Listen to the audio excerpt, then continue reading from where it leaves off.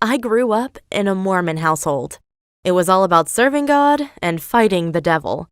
And while I was an obedient daughter, my sister was not. She would scream and punch my mom, often until she had bruises all over her body. Finally, my dad had enough and locked my sister into a room without food, water, or toilet. He screamed, "You are allowed to come out once you apologize to your mother." But instead of apologizing, she did something truly evil. When I went into our garden the next morning, I found a cross standing on the grass with the name Charlie written on it. Charlie was our dog's name. Did something happen to him? I started panicking and screamed so loud that my dad came down. When he saw the cross, he whispered, "Your sister did this. She is possessed." We were both petrified, but still went to her room. The whole door lock was ripped out, but who could be strong enough to do that? My dad cautiously pushed the door open, and there she was, standing still, facing the wall. My dad said, "What have you done to our dog?" She slowly turned around and said, "I apologize." My blood froze. There was no life in her eyes. She wasn't human anymore. The next day, my sister was in the living room when she suddenly fell to the ground and started shaking rapidly and uncontrollably. My dad screamed, "She's possessed by a demon!" And then he put her on a chair and tied her up with tape. We were both terrified, and I could even hear my dad whisper, "We should burn her." But instead, he built a small wooden cabin in our garden and told my sister that it was her new home. It was the first time I'd seen my sister looking scared.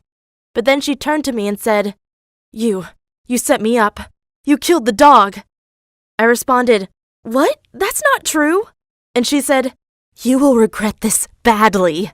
I probably should have gotten a knife or pepper spray to be able to defend myself, because when I got home from school the following week, my sister was waiting for me at the front door.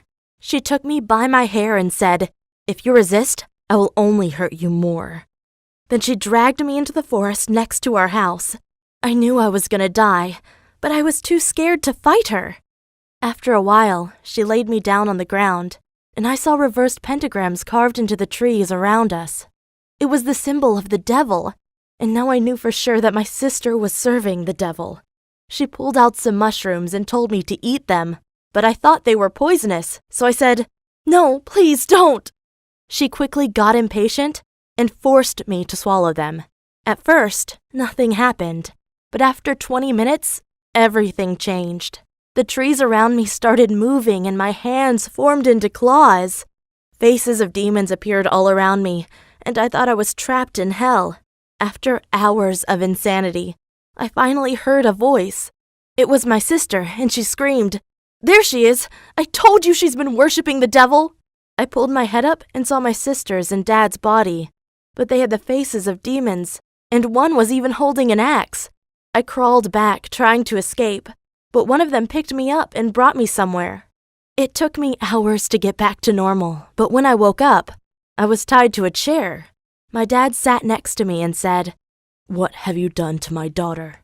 I responded, "What do you mean, Dad? It's me. I'm your daughter." He said, "How do I know?" And I responded, "My sister brought me into the forest and forced me to eat mushrooms. Afterward, everything turned into a nightmare. Trust me, I'm not a demon, but I saw her demon. It's living right under her face. It's evil and serves the devil."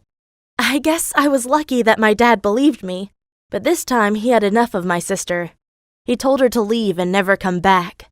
It was hard to see my sister getting kicked out. She was just a teenager and had nowhere to go. But luckily, I saw her the next day in school. And during recess, she even pulled me into the bathroom, gave me a slap, and stole all my money. The next day, our neighbors came to our house and said, "Hey, I just wanted to let you know that your daughter is now living at my place. She told me that you guys have kicked her out, and I think that teenagers shouldn't be living on the streets."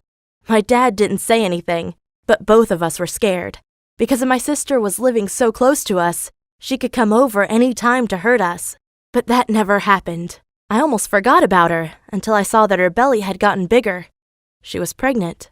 But pregnant by whom? I hoped it wasn't our neighbor. He was already in his 60s, and I grew so worried that I told my dad about it. But he only responded, "Your sister has turned away from her faith. Now God is punishing her." Wow, my dad truly didn't care about his own daughter anymore. So the next day of school, I went over to my sister and said, "Hey, can I ask who's the father?" She turned around, came close and said, "That's none of your business, sister." Then she pushed me so hard that I fell to the ground. But I wasn't mad at her. I started to wonder if we had made a mistake by abandoning her. I mean, now that I was older, I knew that demons didn't exist. One day, I even told my dad that I didn't believe in God anymore. Of course, he completely freaked out and accused me of all kinds of crazy things, saying I was serving the devil and stuff. And when I didn't back down, he gave me a 30-day period to move out.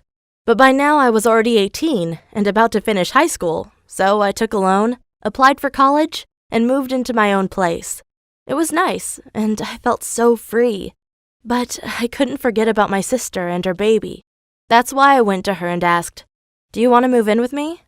She looked terrible, like she had been through hell. But to my surprise, she said, "Yes." I naively thought everything would be great. But my sister treated her daughter terribly. I guess I shouldn't have been surprised. I mean, she had killed our dog, but I still couldn't believe how mean she was to her baby. She often went a few inches close to her face and screamed, "Be quiet!" while also pinching her. It was really scary. I mean, who would do that to a baby? So I told her to stop it and treat her better.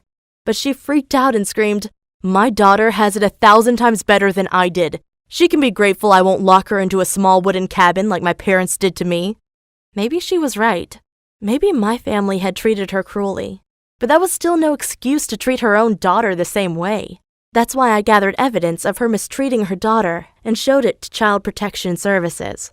They agreed that my sister's parenting wasn't acceptable and took her daughter away. And because I didn't want my niece to grow up in a children's home, I'm taking care of her now. It's not easy being a mother while also going to college. But I'm not doing it for myself. I'm doing it for her. Hey, I'm Quentin, and this story starts in 7th grade when I insulted one of my classmates.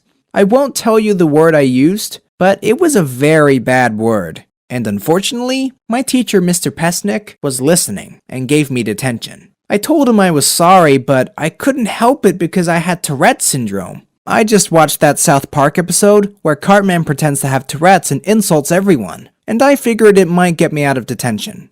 Well, Mr. Pesnick had never heard of Tourette's, so I had to explain that people with the syndrome can't always control what they say, so they sometimes say bad words at inappropriate moments. Of course he didn't believe I actually had Tourette's, but I skipped detention anyway, which is why he called up my parents. My dad picked up and...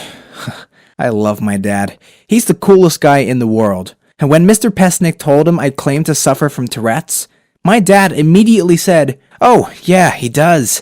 We just got the diagnosis, and apparently he has a very strong form of the syndrome." His mom and I were devastated when we heard the news. It's really tragic.